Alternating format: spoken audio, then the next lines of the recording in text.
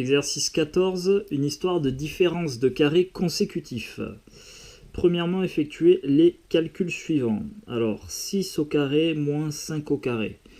6 au carré, ça fait 6 fois 6, 36. Moins 5 au carré, 25. Et donc 36, moins 25, et bien ça fait 11.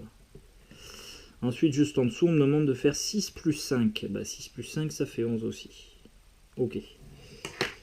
Ensuite, deuxième partie, 10 au carré, ça fait 100. 9 au carré, ça fait 81. Et 100 moins 81, ça fait 19. Et en dessous, 10 plus 9, ça fait 19. Ok. 15 au carré, ça fait 225. Hop. Moins 14 au carré, 14 fois 14, ça fait 196. Et 225 moins 196, ça fait 29. 15 plus 14, ça fait aussi 29. Et enfin, le dernier, 33 au carré, ça fait 1089. Alors celui-là, je ne l'avais pas, j'ai anticipé, j'ai fait le calcul au départ sur la calculatrice. Moins 32 au carré, 1024. Pareil pour celui-là. Et ça fait 65. Et 33 plus 32, eh bien ça fait aussi 65. Bon, normalement, tu as pigé le truc. Tu vois, quand on fait la différence de deux carrés, alors consécutifs, ça veut dire que ce sont deux entiers qui suivent. Tu vois, là, on a 5 après 6, 9 après 10, 14, 15, 32, 33.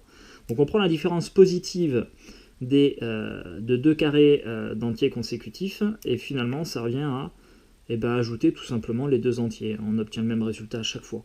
Du coup, sans calculatrice, si je veux calculer 100 au carré moins 99 au carré, eh bien, je peux légitimement penser que ce serait égal tout simplement à la somme des deux entiers, c'est-à-dire 100 plus 99.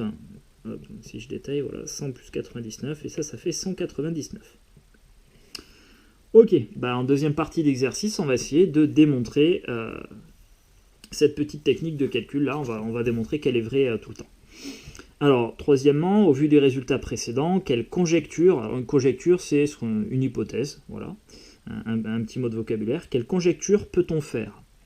Bon, ce qu'on a dit, on a dit que la différence, alors je dis la différence positive, parce que si j'inversais, si je mettais 5 au carré moins 6 au carré, ça ferait une différence négative, ça ferait moins 11.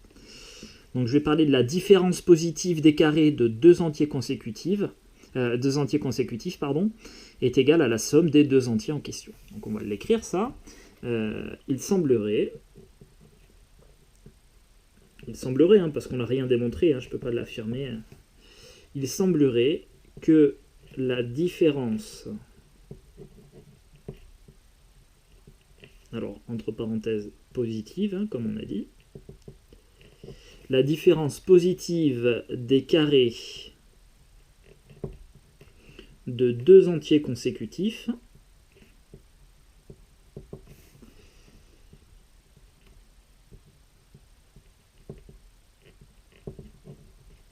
soit égale à la somme des deux entiers.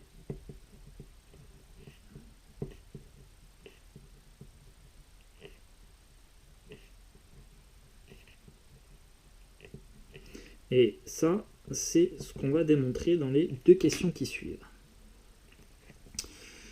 Donc, question 4, soit un nombre entier, donc tu vois, quand on veut démontrer quelque chose pour tous les entiers, eh bien on va utiliser le calcul littéral, où n va représenter n'importe quel entier, et on va vérifier la propriété sur n, qui va représenter n'importe quel entier, donc qui sera vrai pour tous les entiers.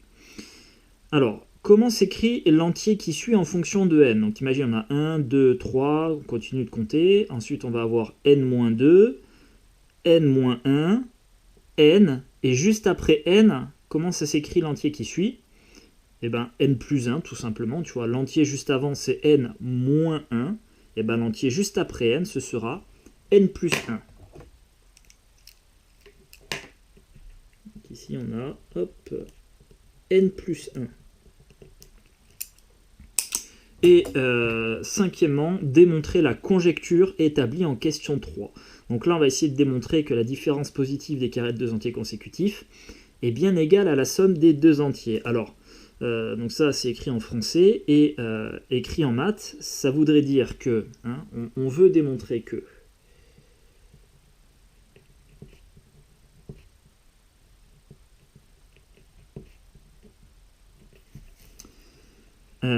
la différence positive des carrés de deux entiers consécutifs, c'est-à-dire qu'on va avoir n plus 1 au carré, n plus 1 au carré, moins l'entier juste avant, c'est-à-dire n.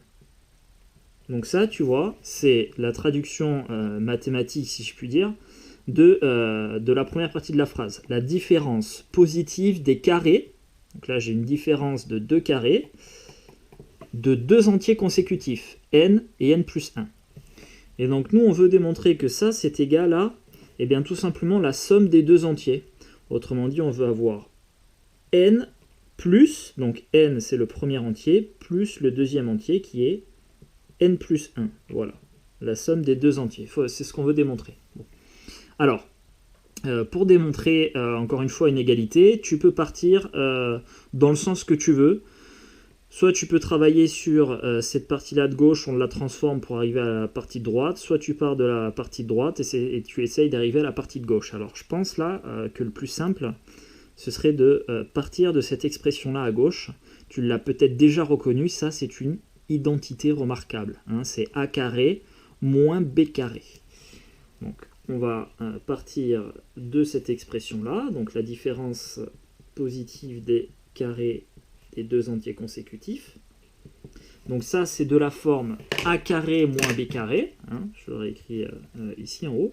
Donc a carré moins b carré. Et bien ça, en factorisant, c'est égal à a moins b facteur de a plus b. Bon. Alors, pourquoi est-ce qu'on va factoriser ici? Et bien en réalité, tu vois, là, si je regarde mon expression, bah, peut-être qu'on ne voit pas très bien où on peut aller. Ici, j'ai une différence de 2 carrés, je suis dans le chapitre identité, calcul littéral où on a vu les identités remarquables, donc je peux légitimement penser qu'il va falloir que je m'en serve. Donc là, tu vois, je vais m'en servir sans même savoir réellement là si je vais aboutir. Hein, là, c'est un peu de la recherche, tu vois, je vais tester. Si ça aboutit pas, je chercherai une autre piste, c'est pas grave. Alors, si je factorise ça, donc on doit avoir a moins b. Alors, ce qui joue le rôle de a ici, c'est n plus 1. Donc j'ai n plus 1, ensuite moins la valeur de b qui est n. Tout ça en facteur de a, c'est-à-dire n plus 1, plus la valeur de b qui est n. Voilà ce que j'ai pour l'instant. Bon. Ensuite, ça va s'arranger un peu.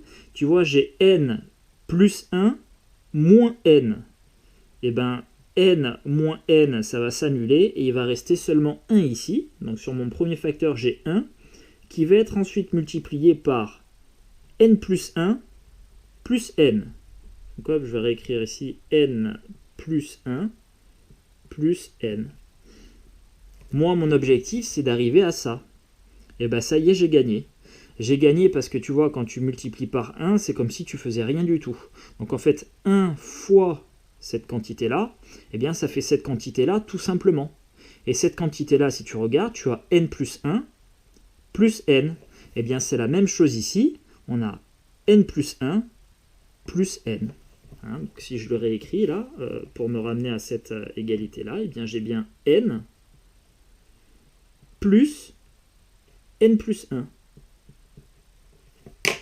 Voilà, hein, donc cette partie-là, on l'a ici.